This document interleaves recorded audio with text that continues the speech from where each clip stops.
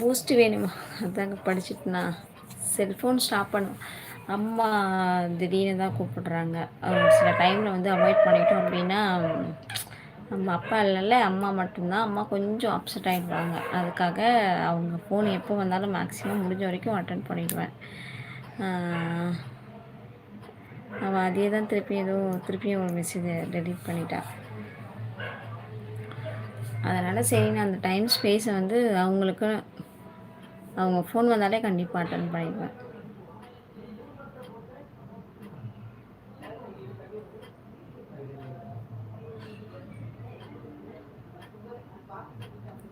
அப்பா இல்லை. என்ன பிரியாணி?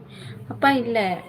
அப்பா இப்போ தான் ஒரு லாஸ்ட்டு செப்டம்பர் 15 இறந்தாங்க, போன வருஷம்.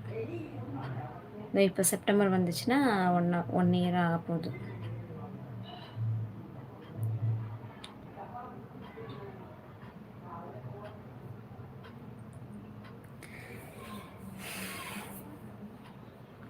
அம்மா அதனால் தனியாக இருக்காங்களா, கொஞ்சம் யோசிப்பாங்க.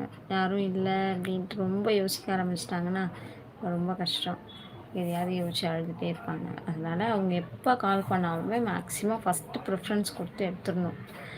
அப்படி இல்லைன்னா அவங்கள எல்லோரும் அவாய்ட் பண்ணுறாங்க, பேச மாட்றாங்க அப்படின்னு நினச்சிப்பாங்க. லோன்லியாக ஃபீல் பண்ணுவாங்க. அதுக்காகவே